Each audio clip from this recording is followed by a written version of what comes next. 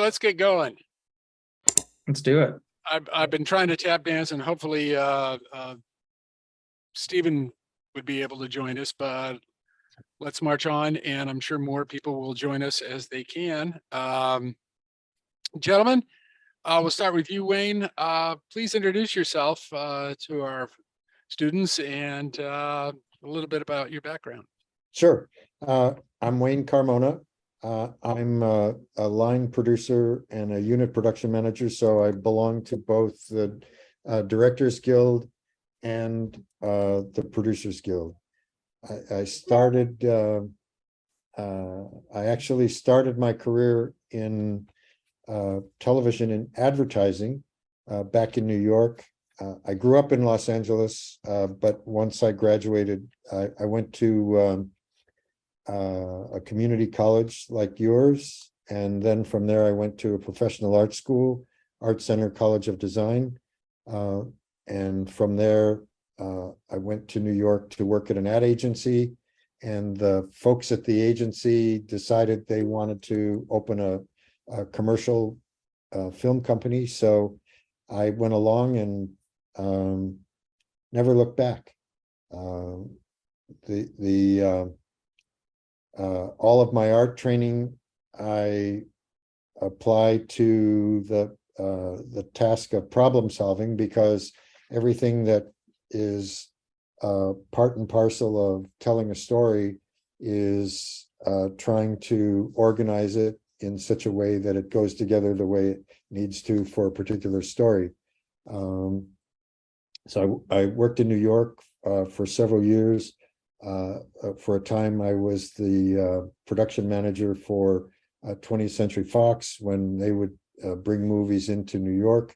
And eventually, I moved back to Los Angeles to be close to my family and continue my career both in features and in television. And about 3 years ago, maybe almost 4 years ago, I was introduced to the movie that Carter and I just finished. Carter's production company produced it.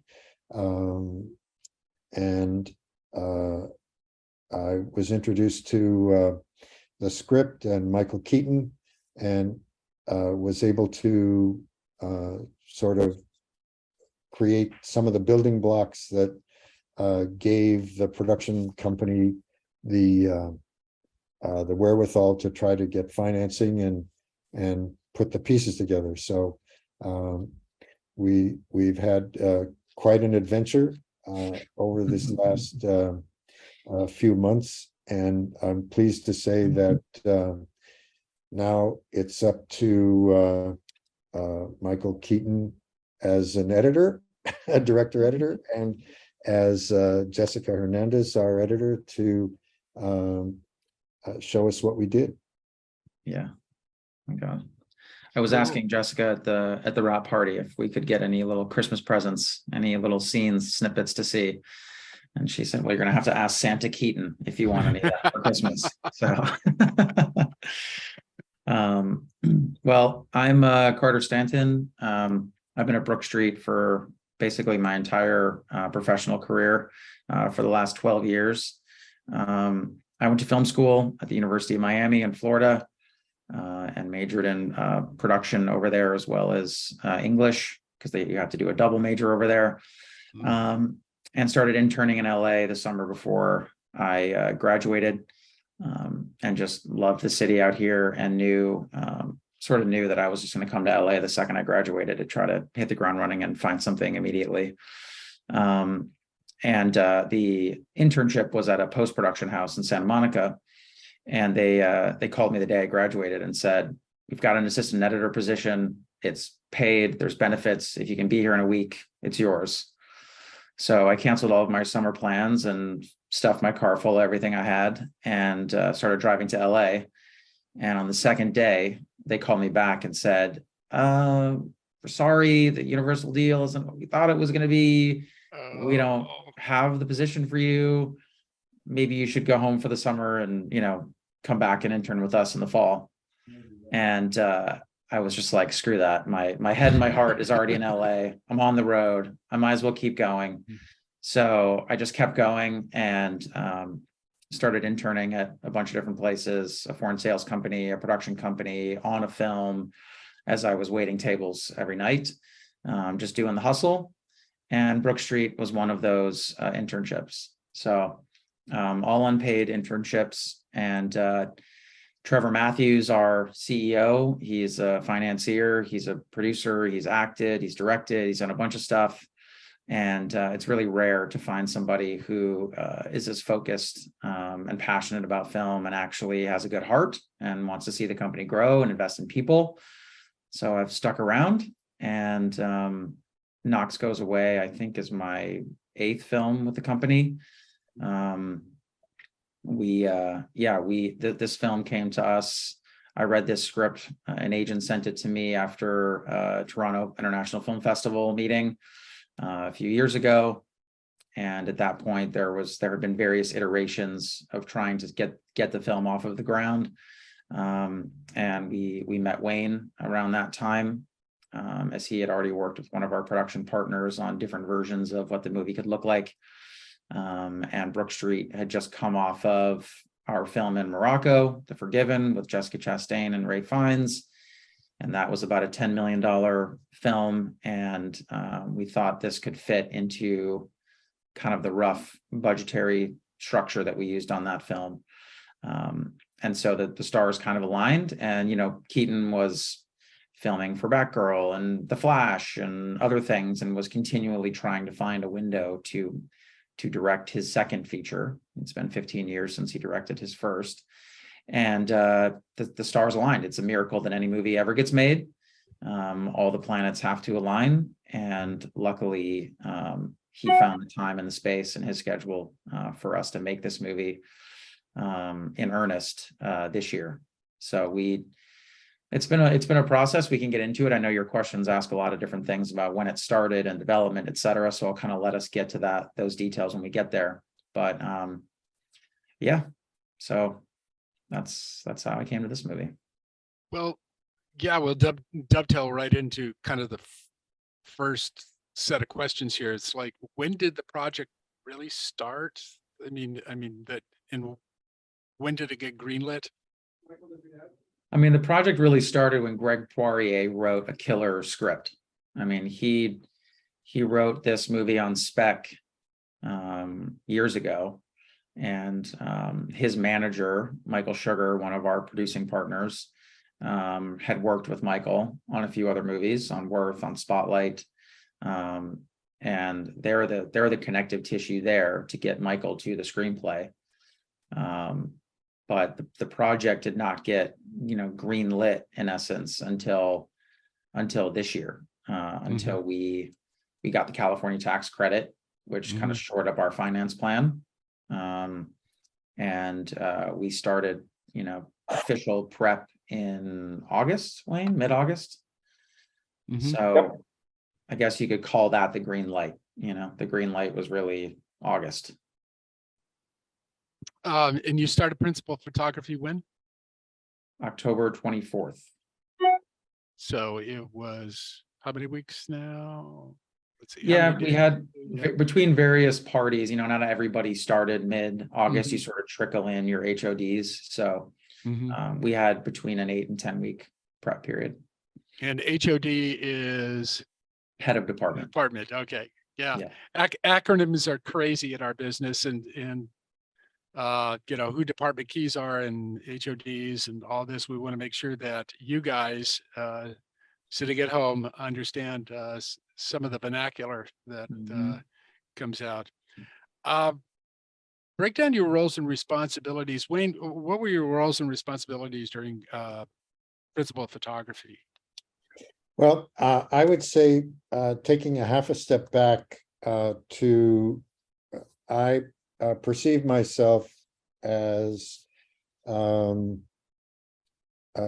layman's terms, the general contractor. In other words, the script is the architectural plan, and the production company and the director are the creative contributors, and I'm the facilitator. So it's my responsibility to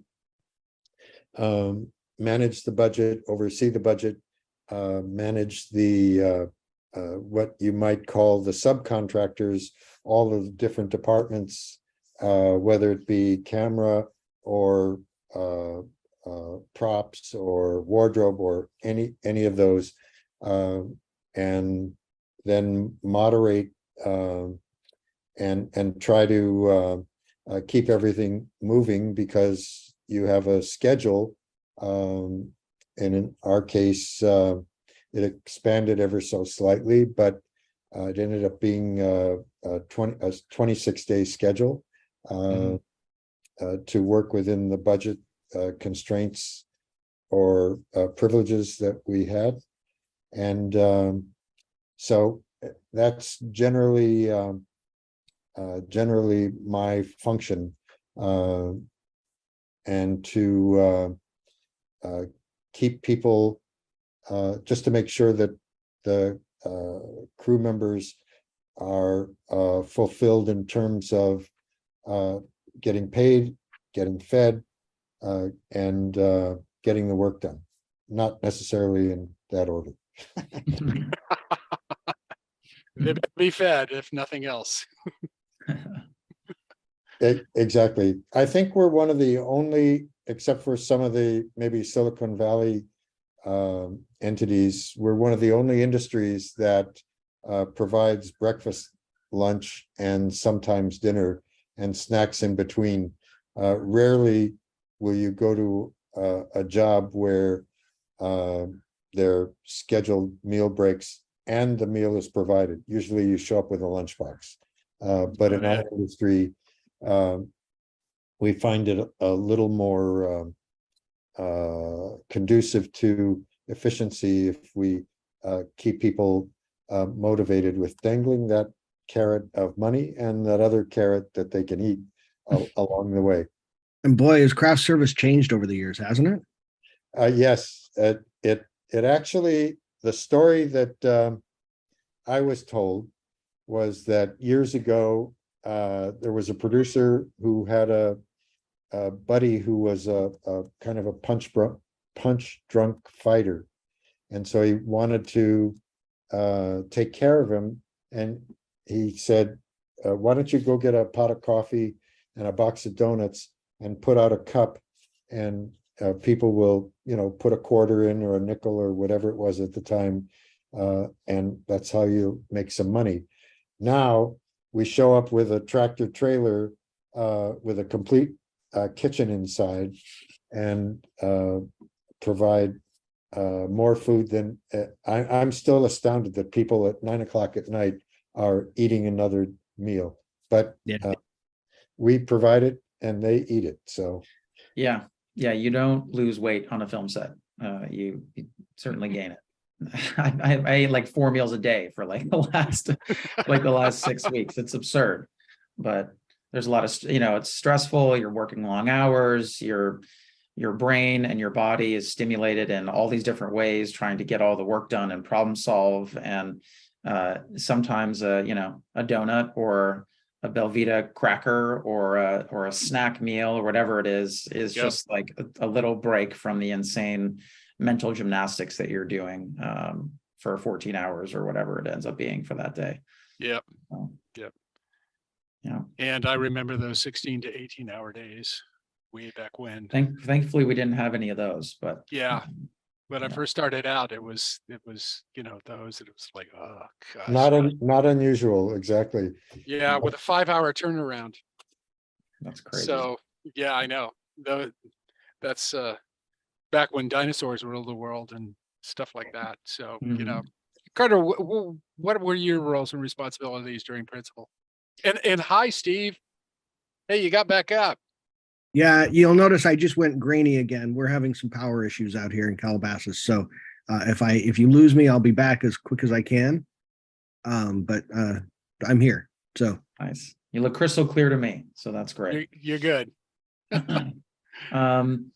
So, I'm one of the executive producers on the project. I've got the two principals at Brook Street were the producing partners for this film, the producers from capital P producers, they call them, from Brook Street. And so, basically the difference between an executive producer and a producer within a company has a lot to do with just seniority, and the decision makers, right? So, I love this company because we all kind of we work as a three-headed monster, and Alexa, who's our fourth team member, is there to just facilitate and make everything happen. She's awesome. And so when it comes to making the final decision on certain things, I have to take that to Nick or Trevor. But when it comes to, I was there as liaising with Wayne, managing the budget. I'm sort of the eyes and ears for the production company into the budget. So Nick and Trevor would come to me when they wanted to know certain things, what's in for this, how are we doing on that, et cetera. How can we fit this in? What do we need to lose? So there's that part of it.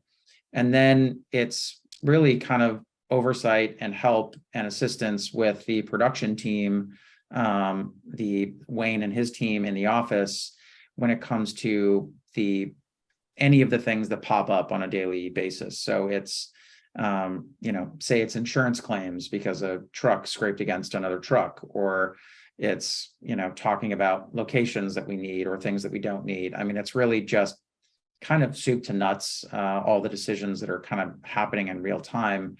I'm there to be eyes and ears for the producers when they're doing something else, right? When they're talking to the director or they're talking to one of the actors or something. So, and Carter, can I follow up on that? Sorry, go ahead. I thought you were done. No, go ahead. So Brook Street, right? Is that the name of it? Yep. Is Brook Street, because we talk a lot, or at times anyway, about what is a producer, and it's like it can be somebody's manager, it can be even an associate producer, someone's assistant sometimes, right? But when we get into the capital P producer or executive producer, it changes a bit. Yep. But there's also a difference in types of production companies. So for your role, where you're full-time at the company, right? Is Brook Street mostly a funding source for films that then you guys go out and try and find distribution or whatever it might be? Or say a creative company that's looking to set it up elsewhere? And for your job as an executive, are you more a development executive, a production executive, a sales executive? What would that be? Sure. Yeah. So Brook Street Pictures is, we've got the privilege of having a financing source. So not only do we produce films, but we also finance films. So we were the lead financier on this film as well. And so because I'm one of the executives here and we're a financing company, what I do when we're not in production is we are evaluating and chasing down. We're either evaluating incoming opportunities from other producers that do not have financing. So projects scripts, projects, packages, a director and this actor, or just the director. In the case of Knox Goes Away, this was Michael Keaton as a director and an actor. He was the part of the package when I received the script from the agency, from Verve.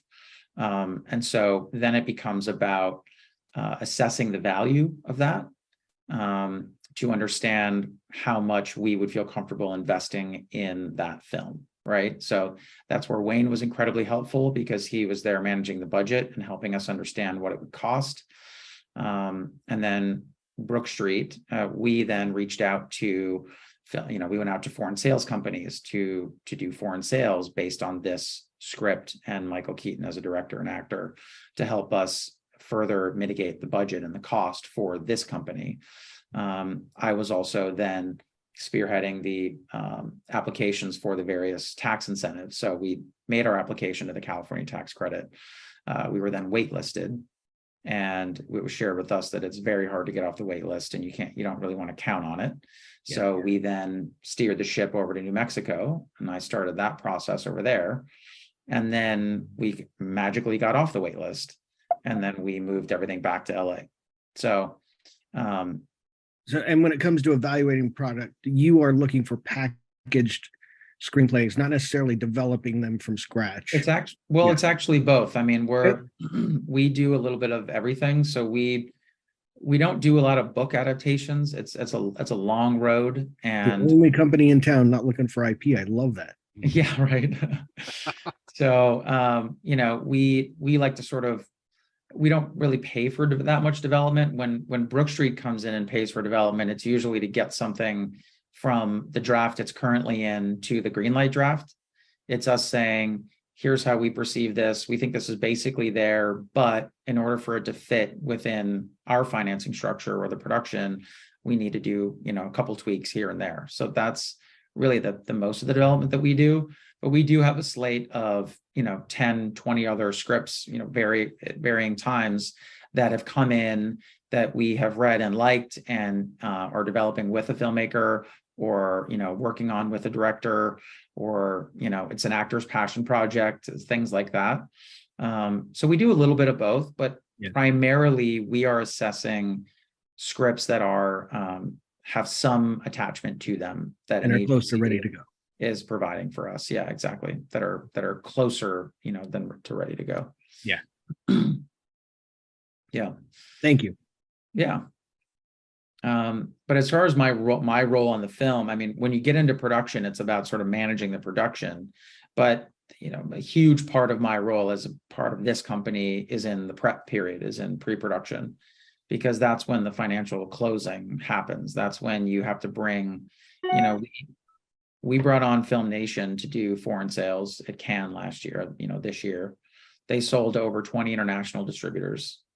So then you've got a senior lender who was lending against those pre-sales and was lending against the tax credit, which we also, you know, applied for and got. So, and then you've got the equity investment that that Brook Street made. And then we have investment partners that we bring into films, you know, depending on the taste and whatever of our finance partner. So I was wrangling all of those folks and on calls for, you know, 6 to 8 weeks prior, multiple times a week, aligning all. It's like the least fun part of producing. It's the juggling, right? It's the finance plan, and it's all the NOAs, and it's paperwork and all of that stuff to make we sure have cash flow. Yeah, exactly. And managing the cash flow. And then of course we had a bond company on this as well. So they are essentially there to ensure that if in the absolute worst case you have to abandon the film, then you can get your investment back. They're a huge insurance policy for the film. But they also, of course, invites a ton of scrutiny on your plan and your production, because they're essentially guaranteeing that the movie will be finished on budget, on schedule. So that adds its own layers of oversight and management and scrutiny to the prep period, which, you know, adds work, but also adds comfort. So that was my primary role in those 6 to 8 weeks before we started, was managing all of that, while the other producers at the company were diving more into the other prep elements of the locations and the design and all of that stuff for the film. How will, and this goes to both you and Wayne, how will your roles change now that you're in post? What would our students, if they followed that path, what would they expect to be doing now? You want to go first, Wayne? Sure. From my standpoint, using again the reference of the general contractor, I'm finishing up my responsibilities, making sure that all of the subcontractors get paid and the crew members get paid, and we make sure that all of the legal obligations are dealt with, and I'll pass that on to Brook Street so that historically they can, if there's ever a reference to anything, they have all of the elements, because the California Film Commission wants to make sure that since they are a participant, that we've done everything properly. So all of the forms are completed correctly, and then I step away from the project where Carter continues on overseeing, along with his creative partners, all of the finishing, right up until previews and showing it at festivals. And for someone in your position, so line producer, UPM type position, what would be typical for wrap as far as weeks? Obviously, it depends on the project, but what would typically every project is obviously driven by its budget. So for this particular project, my obligation on paper is 3 weeks, but Carter shouldn't hear this, but I'm expecting phone calls 6 months from now saying, don't you remember on the third day when somebody stubbed their toe? Do you remember what shirt they were wearing? That's not untypical. Yeah. And if you're in the actual UPM position and through the guild, is there a number that the guild requires, a number of weeks or time that someone in a UPM position would be held on through wrap? It's typically about 2 weeks, that which is not, for a project of this size, isn't completely realistic, because there are vendors that tend to not act as responsibly as they should with their bills, invoices, etc. And so you do what you have to do, and my office will turn everything over to the Brook Street office, and then we'll liaison together to make sure that all of the information is properly categorized. Okay. And Carter, especially where this film will obviously, I think, become part of Brook Street's library, so that impacts you during post. But do you have creative positions, or what does post look like for you? Yeah, sure. Post right now, is basically focused on wrap. We're focused on getting everything sort of buttoned up, crossing the T's, dotting the I's, getting all the contracts completed, et cetera. And Wayne is quarterbacking most of that. For me, Brook Street will be delivering this movie to our foreign sales partner, Film Nation, and delivering it ultimately to a US distributor. So we have a delivery schedule from Film Nation, which is a list of every single thing that we are obligated to deliver to them by a certain date. So from 10 weeks after we wrap the film, we've got paper delivery. Some people call it legal, advertising, and publicity delivery, which is a bunch of contracts, crew lists, everybody that worked on the movie, all your insurance policies. It's all the things that you said you were going to do. You got to prove that you did them and have all of your paperwork in order. And so today, Alexa and I, my colleague, are going through the delivery schedule for Film Nation, breaking down the list, assigning responsibilities, seeing what we already have, and making sure that anything that's on there that we need from production, we can get before the holiday break starts. Essentially through Wayne's, on paper wrap period, we need to make sure we can get everything that we're going to need to deliver on. Because like you said, if you're calling people in a few months saying, oh crap, we didn't have this thing, do you remember this, do you remember that, it's just going to be a headache for us later. So delivery becomes my first priority right now, because our editor is working on her editor's cut. She'll have that done for her by the end of next week. So she's been cutting throughout production, and she'll have her editor's cut completed at the end of next week. And then Michael starts his director's cut, and per the DGA, he gets a minimum of 10 weeks for that.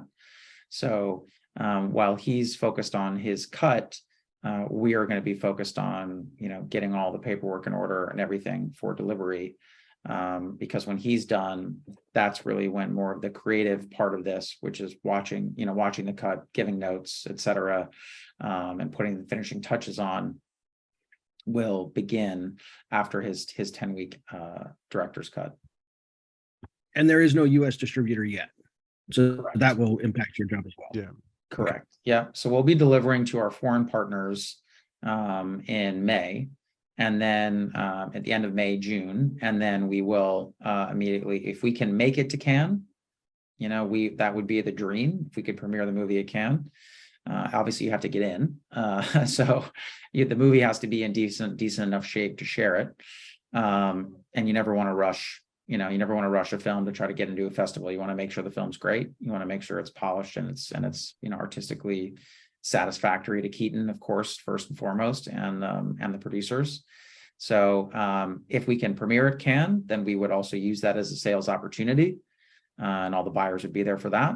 And if the film's not ready for Cannes because it just feels like it's too rushed, with the cast that we have and the producing partners and our sales agent partners, you know, post-pandemic, you can sell a movie pretty much anywhere. People have gotten into the habit of selling a movie out of market, and we would go ahead and do a buyer screening and sell this out of market if we don't make it to Cannes. When does marketing get their claws on it? Marketing?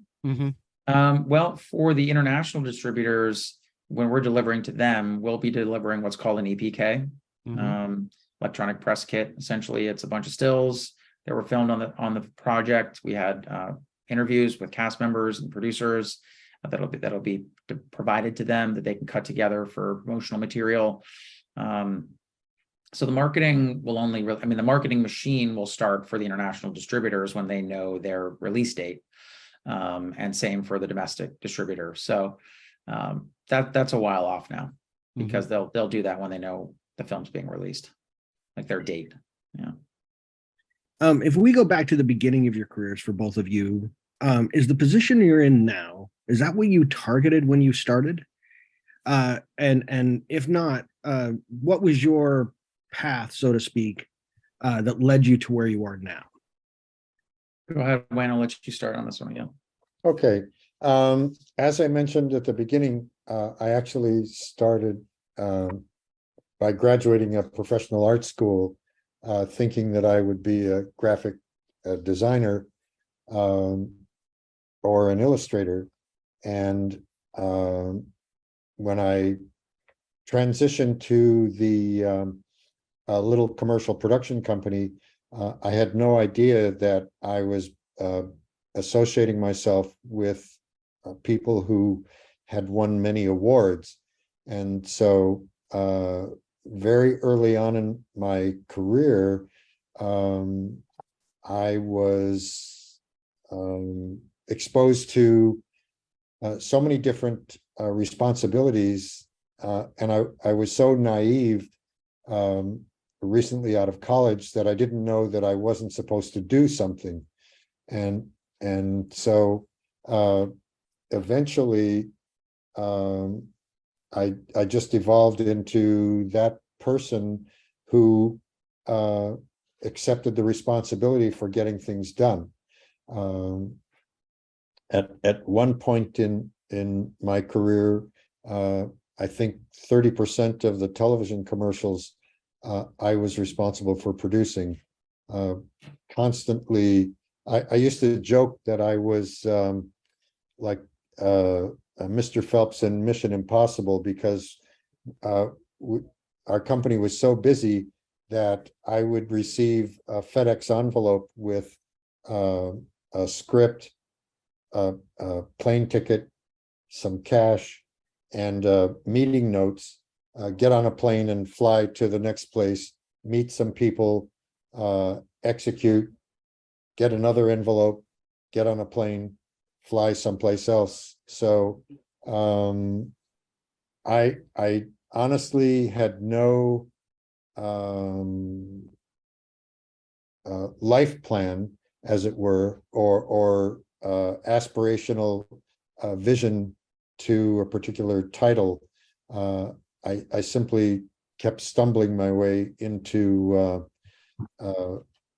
one series of events after another, and fortunately there were enough gracious people who allowed me to keep managing.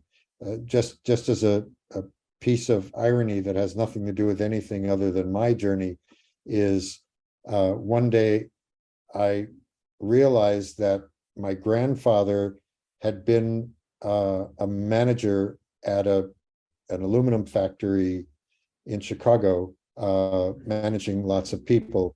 My father, who was a landscape architect, worked for a landscape contracting company where he managed huge numbers of people, and in fact was responsible for the installation at Dodger Stadium.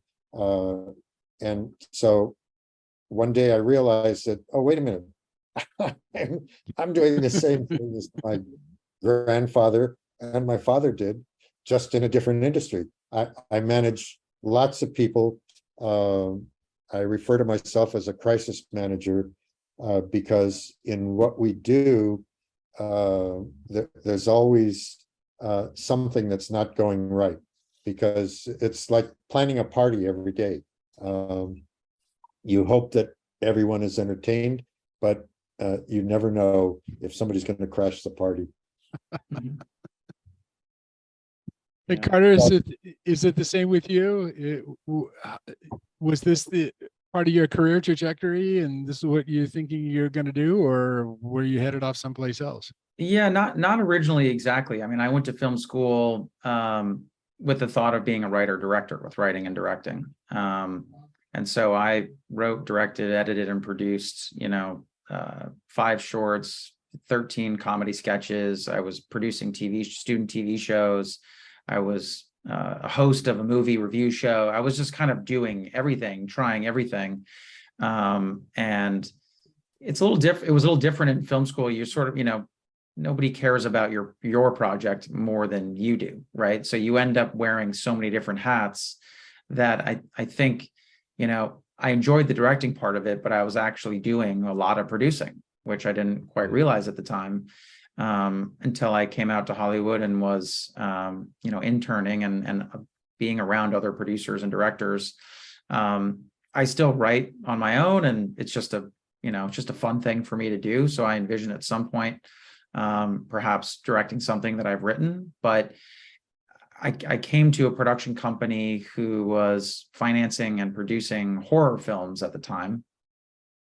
I told a little story about not having the post-production job. And at first I was just trying to find any opportunity to get my foot in somewhere, because that's what I had been told, was just find a reason to stay in LA, right? You need some kind of income and something to do and some door in. So I thought post-production was going to be it. And I was open to that because I also enjoyed editing. But I'd always thought I'd be a writer or director. But as I started to work at this company more and see the opportunity to learn about how a film gets going, how it starts, how it's built, how it's produced, how it finishes, going soup to nuts from development all the way through to sales. I like long projects. I like being involved and watching things evolve and being there to help it grow and change and et cetera. And producing, there's a reason the producer, receives the Best Picture award, because, a director's on a movie for a year or two, maybe, an actor's on it for a few weeks, or months, maybe. But the producer, we have a movie that we made in Morocco in 2020 that, we're about to get our first cost report on from our distributor. Right. So it's like, you're on it for years and years. And I just find that to be very stimulating, because your job changes as the cycle of production changes, in packaging and trying to find the financing and the development of it early on. The job then evolves in pre-production, it then evolves in production, it then evolves in post. So I like it keeps you on your toes, because you're always sort of doing something different. So no, I didn't think I'd be a producer, but I find it very fulfilling. So. And can we ask you where you went to film school? University of Miami. Okay. In Florida. So they have a film department that requires you to have a second major. So I actually enjoyed that, because I sort of thought it gives you twice as much for, bang for your buck. My parents also wanted me to have a backup. So they like that part of it too. So when you were going to college, did that really prepare you for the position that you're in now? I mean, Or was yes it and kind of- no. Yeah, yes and no. I think the greatest part of the Miami film program was that half of the kids that were in it were the children of snowbirds that had apartments in Miami, but really lived in the Northeast. And they just thought, oh, I think Miami's fun and film sounds easy, so I'll just do that. So there was a group of what we called in film school the film majors, because they were majoring in film.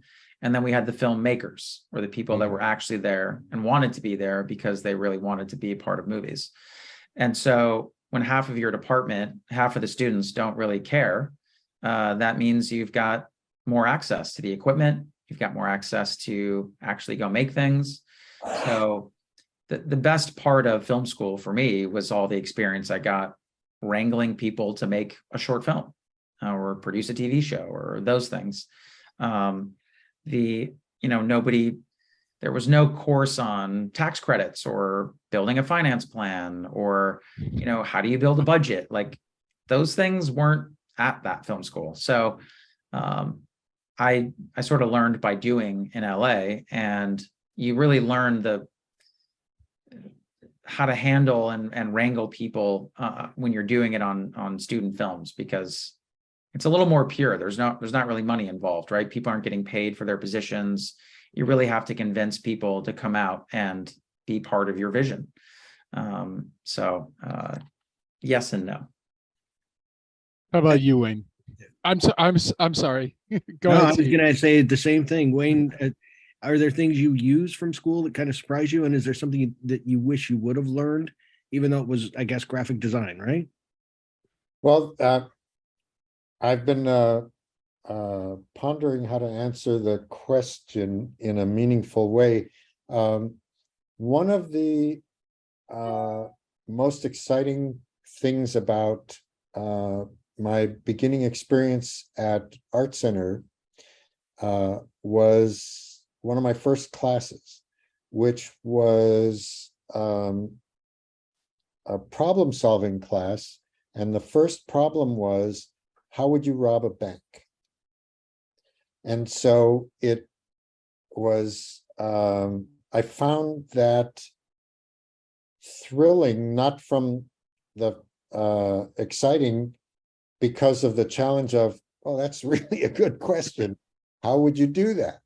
And so I find that my experiences in both the community college and at the professional school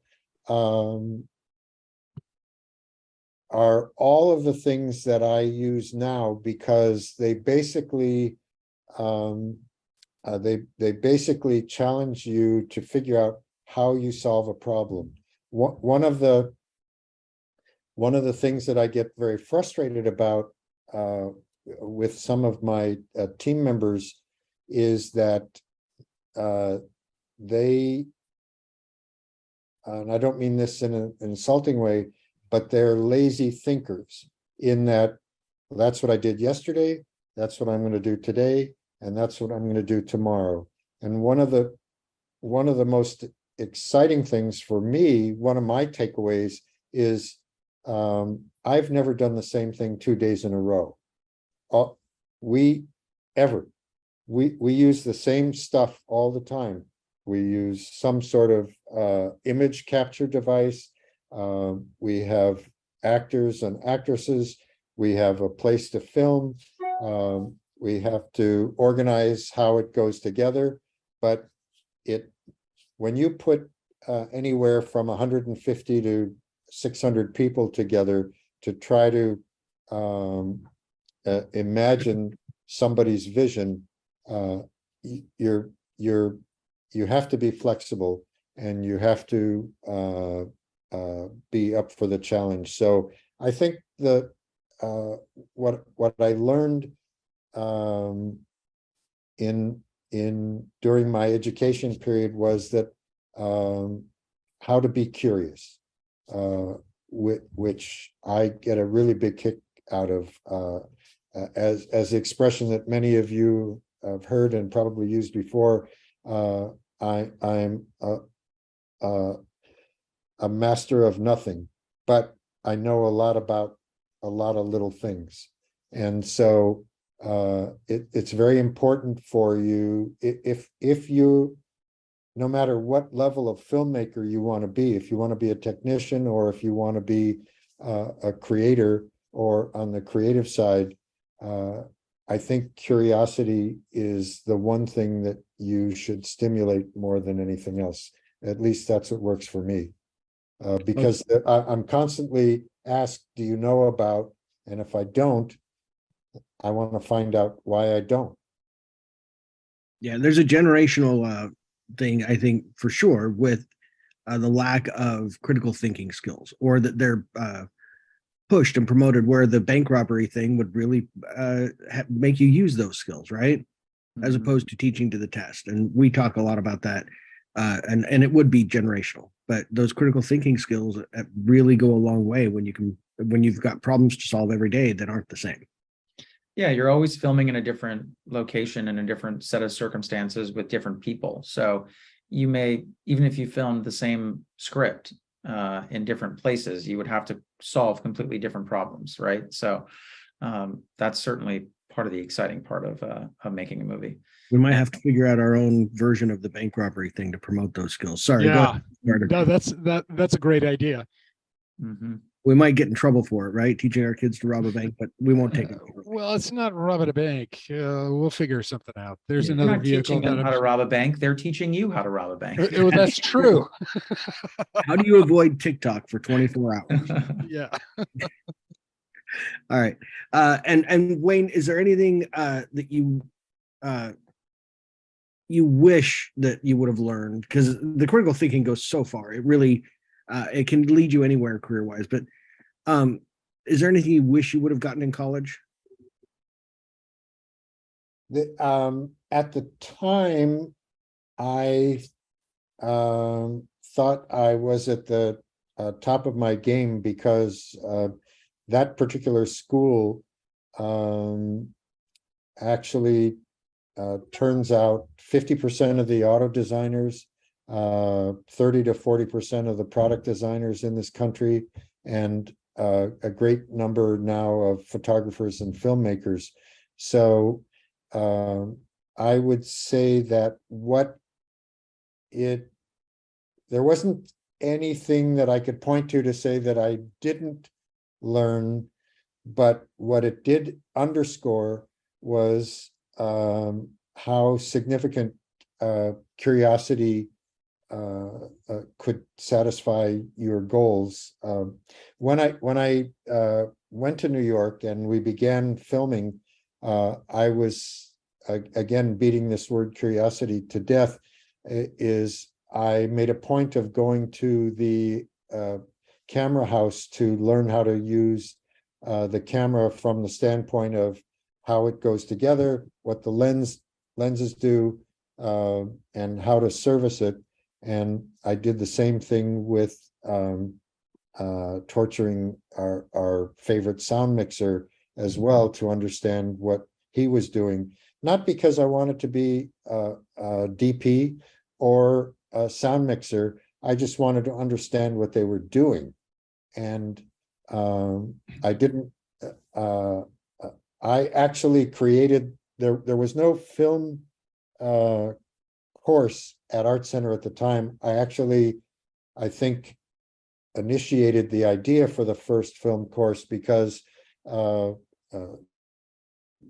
was fortunate enough to be awarded a scholarship at the school. And so one of my assignments as a scholarship student was to create the catalog. And I decided to make the first catalog a film. And so somewhere in the vault at Art Center, there is a film catalog rather than a printed booklet.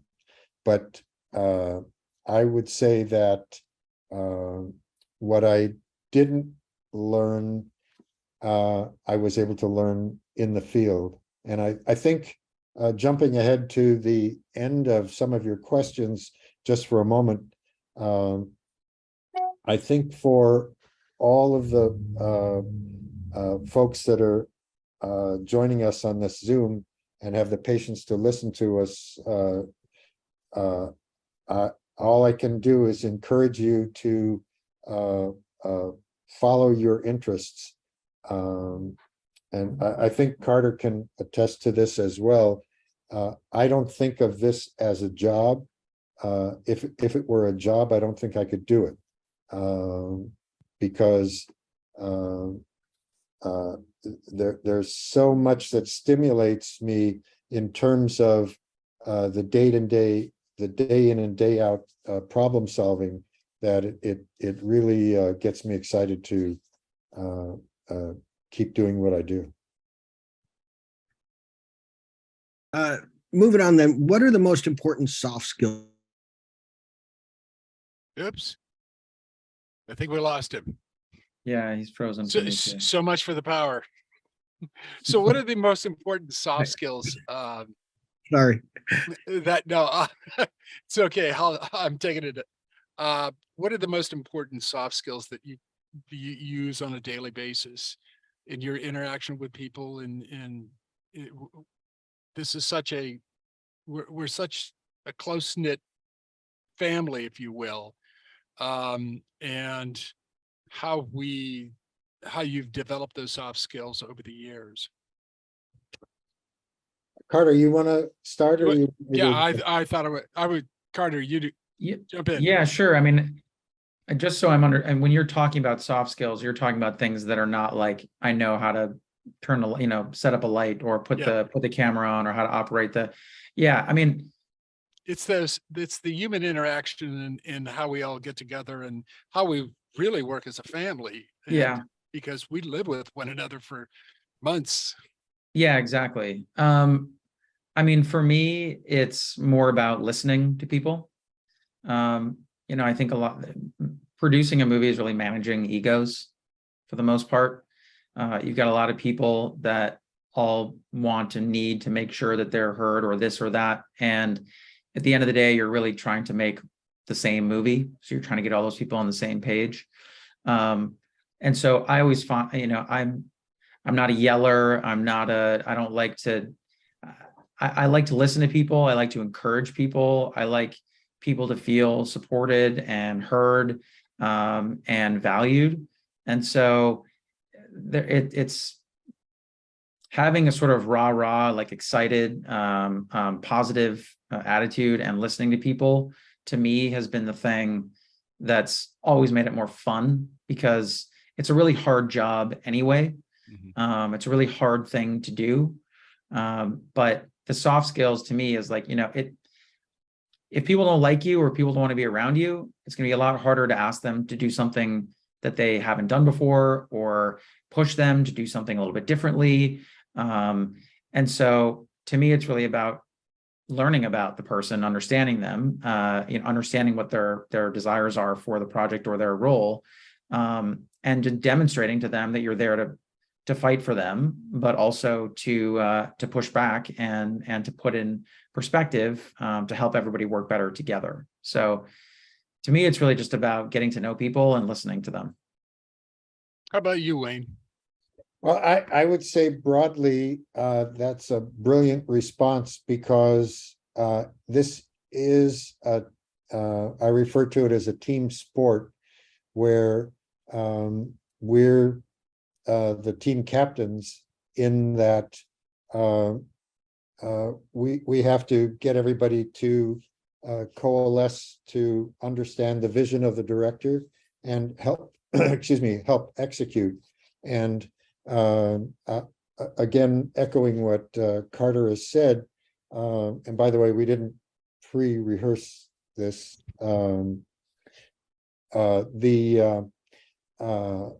It's so important to listen to people, because sometimes their agenda is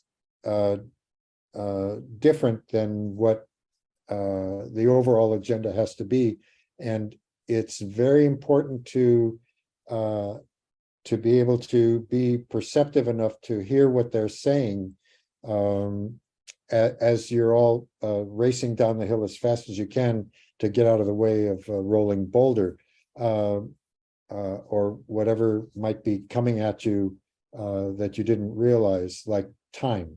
you know, we haven't talked about the details, but I refer to it as time is our enemy. As you were referring to the other day, 14 to 16 hours, you have a defined period of time within which to accomplish everything that you have to accomplish. And everybody has to align themselves to that set of tasks, and hopefully with the spirit of telling the story that has to be told. What makes it difficult from time to time is that the story is told from the standpoint of the logic of you're in one place for 6 days, for example, but that's over an entire span of a movie. So you've got to get people to understand that. And by and large, everyone is there to make some money, develop relationships, and tell a good story. So it's our job as the captains to hear what the problems are and point people in the direction of what the solutions are. I got to say, just watching the way you two interact is a great example of some of those soft skills of teamwork and being collegial, all that stuff. If you were to look at as a hiring manager, and for people who are coming out of school, what are the soft skills you guys look for? Because it would probably not be the same that we're seeing right now, but what are the types of soft skills that you're looking for? I do look for.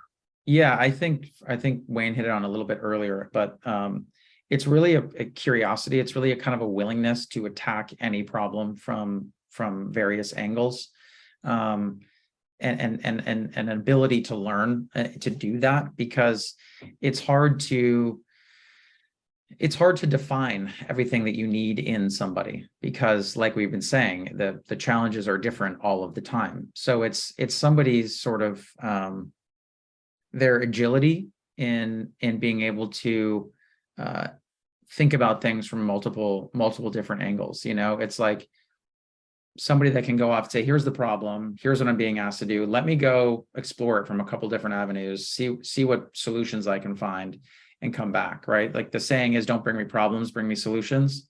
Like that because time is your enemy, it's invaluable when somebody can take something on and say, okay, I understand it to some degree. What I don't understand, I'll try to learn through the problem solving I'm going to go try to do.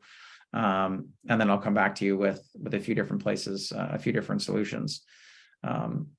So it's really, it's people skills, and it's creativity. You know, if you can go talk to anybody, if you can go get to know somebody, like Wayne said, so you can listen, you can really hear people, you can kind of hear between what they're saying.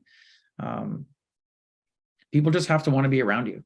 That's kind of the basic thing, you know. People they have to want to be around you. So it's demeanor, it's excitement, it's attitude. All of those things are the things that you can't really teach, that I really look for.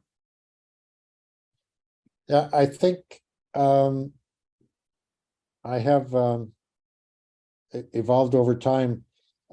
2 questions that I ask everybody that I interview. And the first is, can you describe your strengths? And the second is, can you describe your weaknesses? So it's very important from my standpoint to find people that are eager to, quite frankly, have my job. Because if they want my job, then I know that will stimulate their interest in how to get there. And I think that would be a big motivator. That, you know, starting out, one of the things I wanted to bring to the fore also is your responsibilities in orienting the students to and exposing them to this industry. I think is a tremendous challenge, but at the same time, hopefully you present a certain degree of realism, because rarely will anybody step out of their college experience and be handed a job as a director or a writer or as a camera person. It can happen. It's sort of like winning the lottery. Not likely to happen, but so entry-level positions can be very, as Carter was mentioning, unsatisfying. Some of the production assistants that worked on this picture, I think, are living 3 and 4 to a household, because they're not generating enough money to live on their own.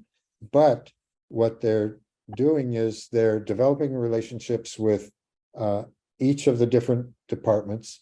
They're determining if they want to go in one direction or another, whether it be a technician or a director or a writer. So there's a degree of curiosity, a degree of patience, and a degree of interest in trying to get to whatever they perceive as the next level, which could constantly change. On a film set or a television set, for example, there might be an opportunity for somebody to work in the writer's room. There might be an opportunity for somebody to work with a director who wants to take them under their wing and have them share their experiences. So it's not fast, as in 6 months you might be doing the same thing or less, but for those people who have the tenacity and curiosity to stick it out, I think the industry holds a lot of rewards, at least for me. Mm-hmm. And Carter, hard skills for you? Yeah, I mean, I think learning, it's interesting. The hard skills question, it's harder to really look at. I mean, in the position that I'm in at a company that finances as well, it kind of goes along with the things I wish I was taught in school, which is, being able to read a finance plan or a foreign sales estimate sheet, or, having a familiarity with CAS contracts, or all these elements of putting something together that you really have to learn on the job. So I don't know, the hard skills, there are less of them that are really necessary. I think, in terms of hiring somebody at a production company, aside from what your software you can use and things like that. It's really just about, do you have a brain for problem solving, and are you eager and willing to do it from all angles? Do presentation skills come into it for you? I have to remind, even in writing classes, sometimes students that when you turn something in, it shouldn't look like a text between two friends with 0 punctuation or capitals, or so the ability to put together a cohesive, readable email that looks professional, things like that. There's some subjectivity in there, so yes, some soft skill, but definitely a hard skill. For sure. No, that's very valid. It's writing is an important part of this, whether it's writing an email or writing coverage on a screenplay, or helping put together a lookbook for a project we're going to go out with, right? Efficiently being able to put, condense information into one sheets or a presentation. All of those things are very helpful. So yeah, it's funny. Like when I first started here, I was also an English major. So it was very much about, every email having complete sentences and periods and the right formatting and all of it. And then you start interacting with agents who will send you a 3-word email and, filled with misspellings or what have. It's just like, I'm not saying to stoop to their level, but there is a positive side of being efficient as well. So when you're putting together something that you're going to send out to potential investors or a director or actors, obviously you need it to present professionally and cleanly. And then all the inter emails, all the inter stuff like that, it kind of falls by the wayside a little bit. And by look book, you're talking like pitch deck and stuff, right? Yeah, exactly. Yeah. Which is a term we use quite a bit. Yep. How technically, think- oh, I'm sorry. Oh, I was just gonna torture you with another opinion.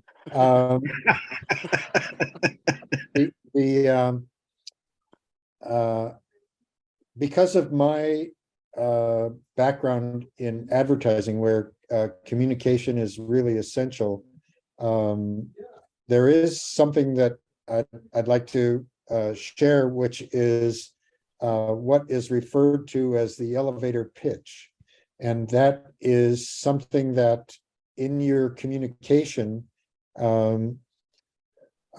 it's very important to write out exactly what you're trying to accomplish, but you should also flip it to how will the audience, the person or people that you're submitting this to, how are they going to understand what you're saying?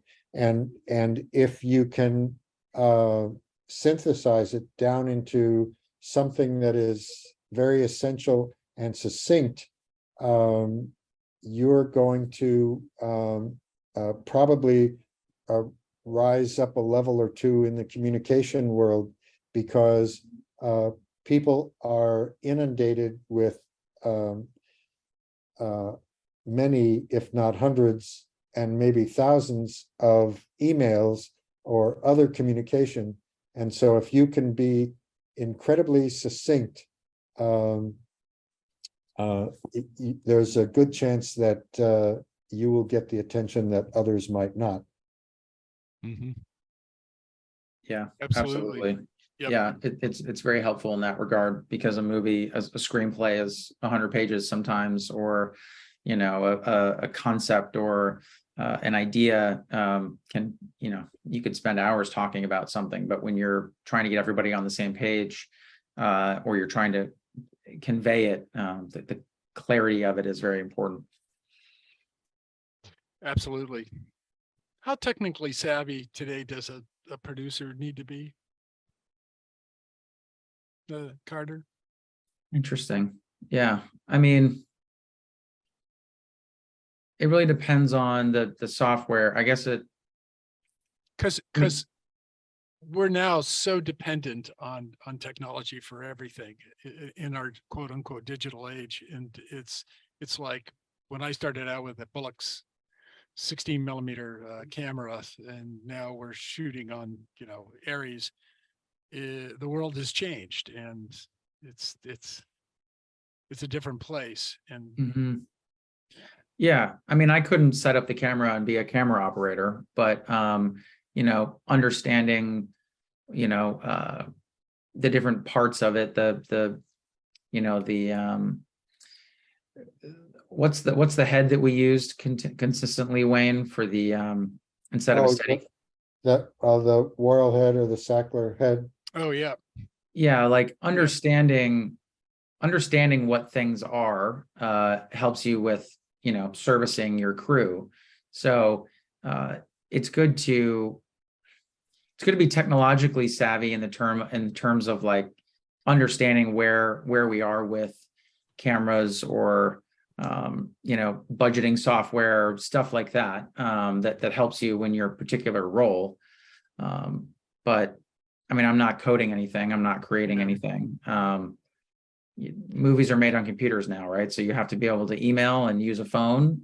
You have to be able to well, also understanding, the creative possibilities with some of the new software that's out there, and the technologies like volumes and things like that. It seems that we're every day there's some new gizmo that we have Mhm. that can help us do things. So Absolutely. I mean, we shot using an LED tunnel, and this was Mhm. the first time I'd ever used that before. So I wasn't very savvy at all in that. I'm still learning a lot about it, but now having some understanding of what it entails and the different pieces, the labor, the pieces, how long you need to rent, all those details of what it took to make it happen.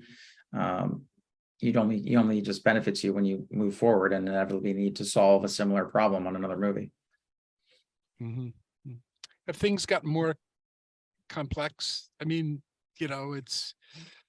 we keep racing toward, all these deliverables and things that we have to, schedule and get out to everybody now, both theatrically and streaming and all that. How, from your perspective, how do you wrangle all of that? Our deliverables are nuts. Yeah. Yeah. I mean, I guess at the end of the day, you still need to make a good movie, right? Mhm. So all of those things change. And it just means there's more paperwork. It just means there's a little more deliverables. But it's still at the end of the day, you're just trying to make you're trying to make a good product. And so the different distribution windows, when you're assessing the viability of a project and you want to understand who you're making the movie for, what's the demographic for the film, that's kind of the same calculation. You're just getting to those people in a different way now. Mm-hmm. Mm-hmm. Let's talk about pain points for a second. What's the majority of pain points in development? Wayne? I would say that the process is definitely one that is somewhat painful because you're trying to identify some IP. You then have to get people to embrace it in such a way that they're willing to help you, whether it be from a talent standpoint or from a financial standpoint. And it is, I think, our experience, and Carter, correct me if you disagree, but I think our experience with Knox Goes Away, a wonderful script, cleverly written, was like birthing a child. It was every step of the way was 2 steps forward and 3 steps back until we got to the point where it was, all right, we're filming on the 24th. Yeah. Yeah. We're Yeah. filming something on the 24th. Yeah, exactly. I mean, I think in development, the pain points are always, I think there's a term of development hell, right? Where things take forever to get out and get the green light. But that's primarily because, you have, you think you've got the best version of something, and then you take it out to market and you try to get an actor or director or somebody, and you either get who you wanted or you don't. And after you get a certain amount of no's, you go, okay, maybe there is a different way to do this. And then you reconceive something or change something, or you're getting feedback. So from that standpoint, much earlier in the process, it's incredibly frustrating for a lot of writers, directors, and producers. There's a lot of companies that don't fund development for this very reason, because it's the riskiest money. When a production is sort of barreling towards the start, like in terms of Knox Goes Away, the development pain points become more about, okay, as we're actualizing what things cost and we're actualizing locations where things are taking place, it's no longer only in the imagination of the writer. It's now starting to materialize in your production plan. The script inevitably needs to fit that. It needs to be altered for that, because every department uses the script as their guide. So if you go to a location and there isn't a fence where a guy is supposed to hop over a fence, well, you either need to build a fence or you need to write the fence out of the scene. right? So, and if the director says, I don't want a fence, it's fine. I'm just going to walk through the field, but you then don't change that in the screenplay. There's so many people in departments that your art department or your construction department is building up a plan for what it's going to cost to go build that fence. So the pain points really come about what's the vision of the director, what can you afford, and what is available to you in your location. So we went through, I think, was it 5 colors, Wayne, on this script? So from the draft that we got the green light to the production draft, we went through 5 different iterations, shaping scenes, eliminating some scenes, rewriting some to combine scenes, combining certain characters, things like that, because eventually you go to your director, well, if you want an LED tunnel, we need less cast members, or if you want this many extras here, you need a smaller location here that we don't have to fill with so many people. And so as those things evolve, you rewrite them. And it goes all the way through pre-production, right? Yeah, we got our final, production draft, I think the day before we started filming. And everybody looks at it in the morning and goes, surprise. So, yep. Yeah. How about the production? How about the pain points in production and post? Seeing that you've gone through that, and what were some of the pain points that you have, or in general, not specific to this project, but in general? That's a really tough one to answer. Well, it's as I referenced before, time is your enemy. So you have several obligations. One of them is to accomplish a certain amount of work as defined by the assistant director in a particular day. And you have to avoid additional expenses such as a pre-call, which is outside of your typical day's work schedule. The pre-call impacts when your lunch break is, because you're obligated to break within a 6-hour period. Otherwise, you owe the crew members a penalty for missing their actually not only union but California mandated 6-hour meal break. And then there might be any number of issues along the way. A tailgate on a truck might have stopped working. In our, was it our first day? The generator unhooked from the truck that was pulling it, and so we had to scramble to get another generator to replace that one so that we could get set up for our first shot. So there are Day one. exactly. So I think we drove past it and somebody said, I don't even know if it was you, Carter, said, is that our truck? Yeah, that was me. I was like, that's not one of ours, is it? We're like, yeah, probably is. It's like, great. Yeah. Yeah. But we managed to get past that. So the pain points are trying to align all of the elements.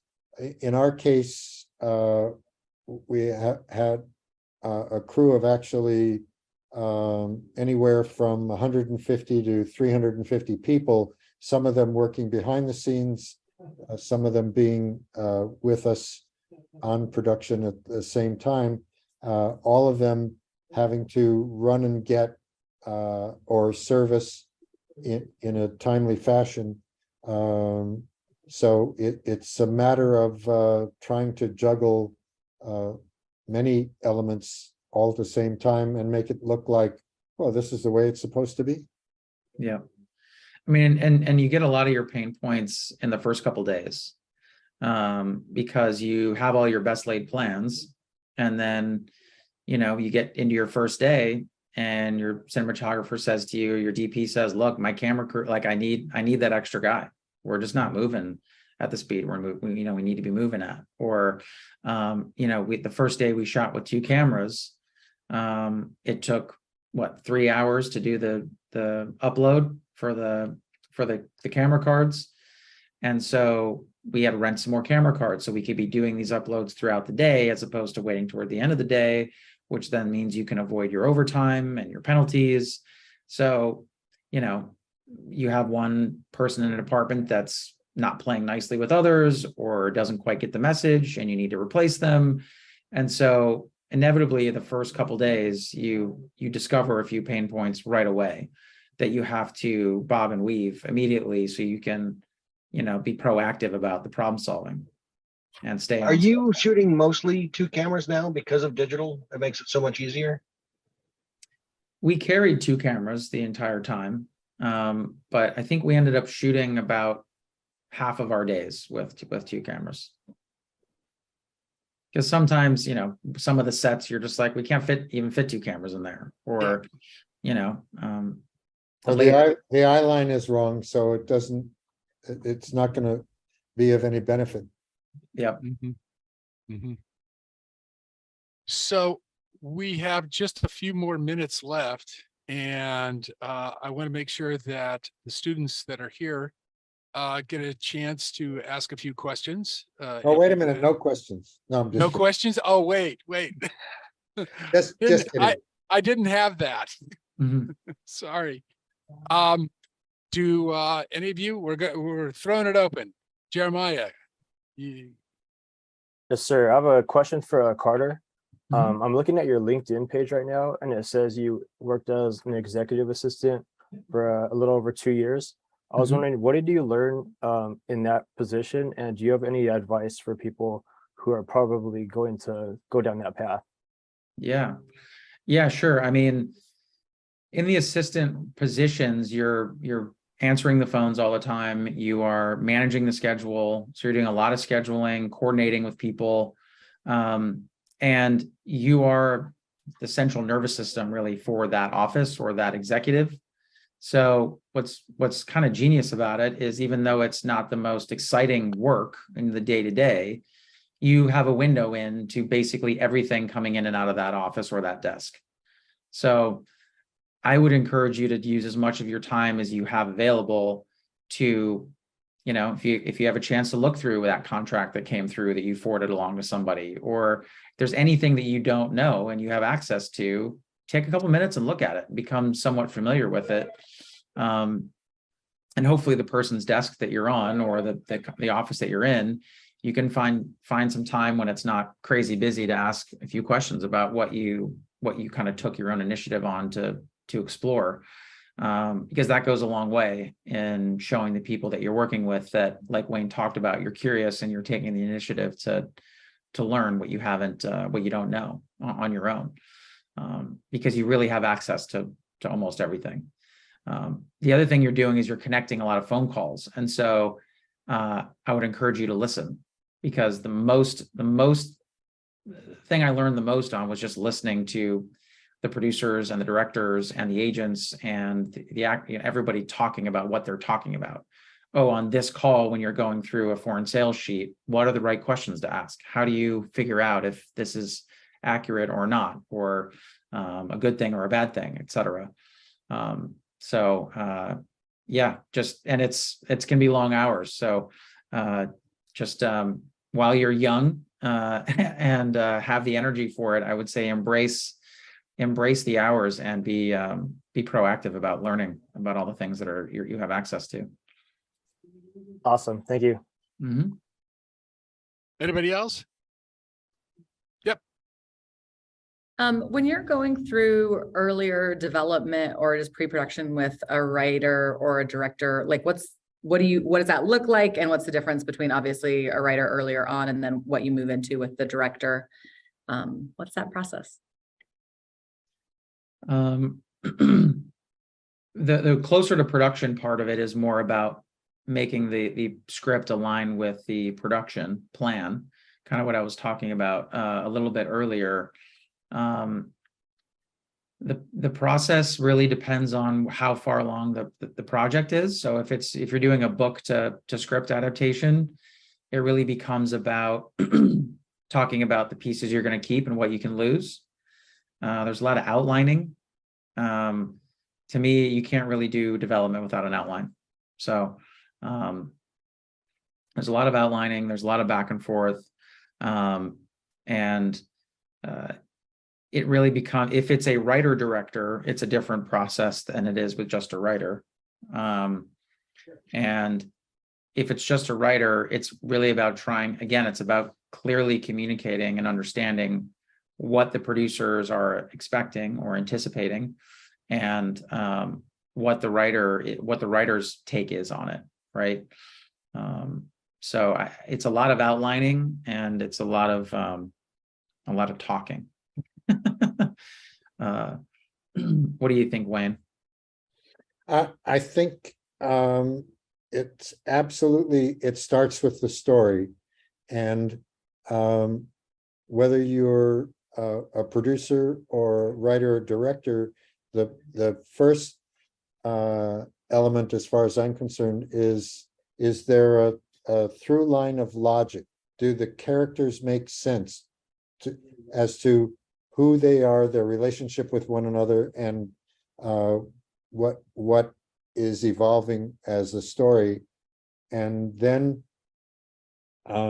it's a process of once that's defined, refining that so that you can see in your mind that this is a compelling story, whether it be out of empathy or horror or tragedy, whatever the emotion is. You want to make sure that that comes through in a sensible way, so that the audience can enjoy the story.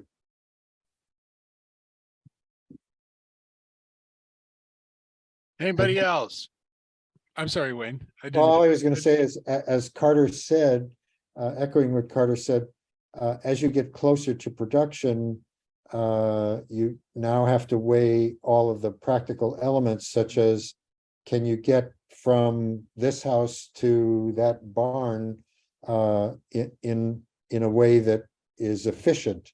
Can you schedule your actors who might be coming from another country in a way that aligns with the availability of the location?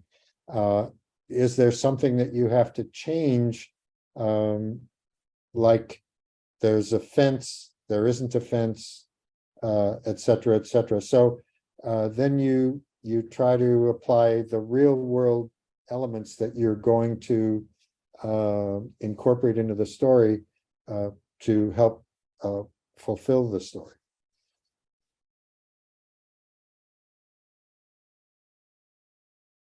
Cool.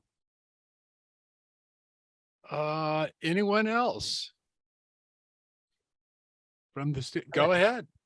When resumes are coming across your desk with, I mean, I'm kind of transitioning careers, but like when you're looking at people's resumes, what are the things that you look at and go, okay, for a new person coming into the industry or with less experience, these things stand out to me? And how long do you want that resume to be? As a page, just keep it a page. What's that for both of you guys?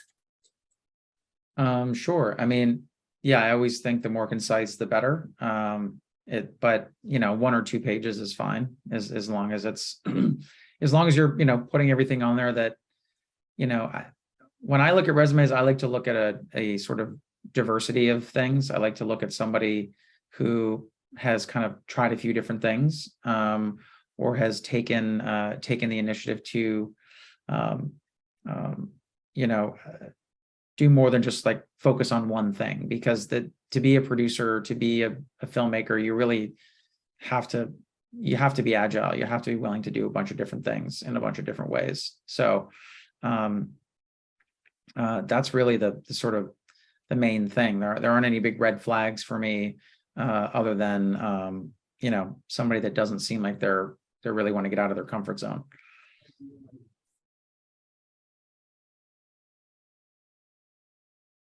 let's talk about the DGA and PGA for a second. Because you're both, Carter, if I remember correctly, you're a member of both? I am not a member of Oh. either, actually. Yeah. Oh, really? I am eligible to be in the PGA. And this, through the production of this movie, I've been thinking like, maybe now's the time, you know, but I'm currently not a member, so I can't really speak to it in all that much detail. Then it was Wayne. I had a 50-50 chance. Yeah, Wayne's both. Yeah. I remembered one of you were both. Wayne, so how do you get into either the DGA or the PGA? What's the path there? What's the pathway? In the DGA, there are two, broadly, there are two opportunities. The first is to apply to the training program. And if you're accepted into the training program, they have a series of experiences where they encourage those of us who are working members to hire the trainees. And you start out by staying close to the talent, staying close to the just making sure that all of the paperwork is correct. So you're learning as you're earning, so to speak. Entry-level position takes a couple of years. And then once you graduate the training program, then you are eligible to be hired as a second on any project that would have you. The other way is to not apply to the training program, but work on commercials, music videos, and other projects, and amass a portfolio, so to speak, and then apply to the guild with all of call sheets, photographs of you on location, and production reports where your name appears as a production assistant. And if you've had enough days, I think it's 600, then they will consider your nomination for getting into the Directors Guild. Another way of doing it is fairly expensive, and that is to direct your own project. I think you technically need 3 of them. And then for the cost of a used car, they would collect from you. Then you could get into the Directors Guild as a director. In terms of the PGA, if you're a unit production manager, typically, or a production coordinator, you can get in a lesser position. And if I believe it, Carter, correct me if I'm wrong, I think you have to have produced, is it 3 features? It's a good question. I think you have to have credits on at least 3 for as a co-producer, executive producer, producer, associate producer. Right. Do those credits have to match? I'm sorry, I keep my camera off because it's easier to hear you guys. It bubbles. Sure. But don't the credits have to match, or this project have to be similar? So that if it's 3 features as whatever level, and then, but if it's a feature, a reality show and something else, you need 3 of a kind? I'm not sure. I haven't heard that because my trajectory was fairly linear. But I can certainly look into that and email you back. Well, that's very gracious. Thanks. Or we can look it up too, but I just, that's what I'd heard, so I wanted to bring it up. Thanks, Wayne. Thanks. Are there any other questions from you students? Yes, I have a question. Go ahead, Pablo. The terms of making a portfolio, how would you like put all your details in, including the blog? Because I know there's a blog section where you can write all your film, like what you learned and experienced. How would you create it?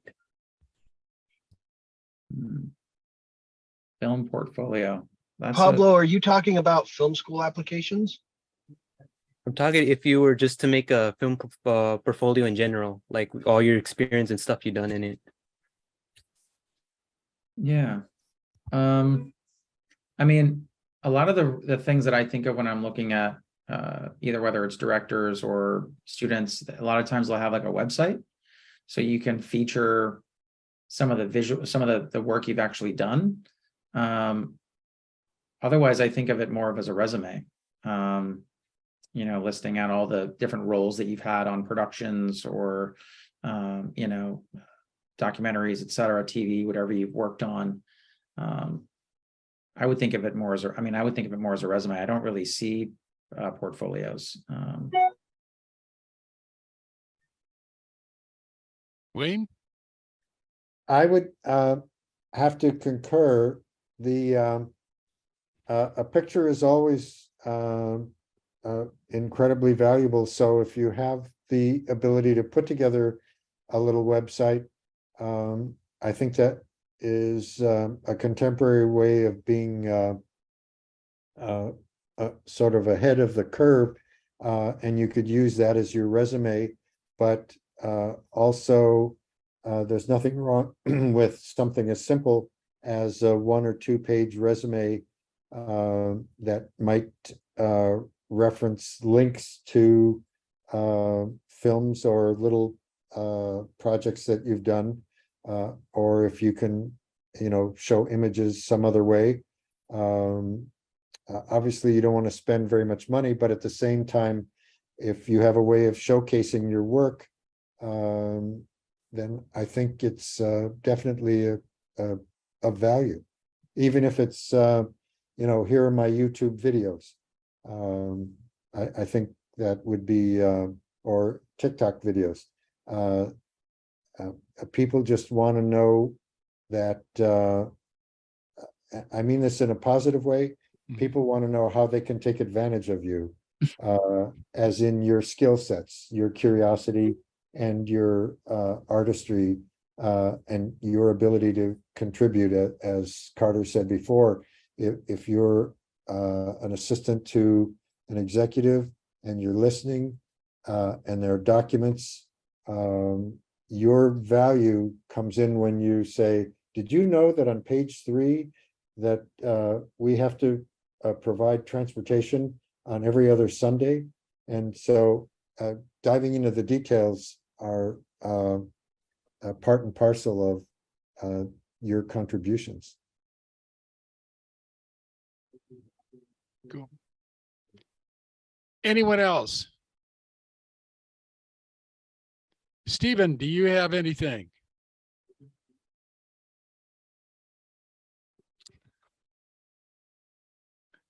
I think we lost Stephen again.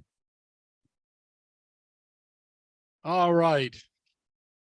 As Stephen sits in his car freezing. There we go. Oh, here you are. No, I'm not freezing. I have the heat on. I've been able to that's look at, good. all the Christmas lights on the house and figure out which needs to be replaced. But thank you guys. This has been great. I apologize for all my technical difficulties. My wife just texted me that the power is back on in the house. So I'm sitting here watching it light up. But I'm really sorry for the technical difficulties, and that was fantastic. Thank you. Yes, thank you so much, Wayne and Carter. Just to let you know, this is brought to you by, and I told him I told Jerem I'd give him the plug right at the end. So this was brought to us by the California Film Commission, as we've stated before, and we thank them for reaching out to us.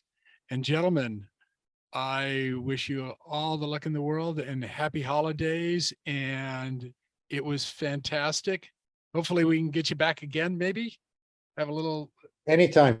have a follow And up. we're all excited to see Knox goes away. Absolutely. Yes. Send Awesome. us stuff. Will do. Send Thank us some you. call sheets and some others and other cool things. That'd be great. Thank you for the opportunity as well. Yeah, good Thank luck you, on finals, gentlemen. guys. Thank you. Mhm. Take care. Take care, guys. Yeah. Take care. Thank you. Thank you.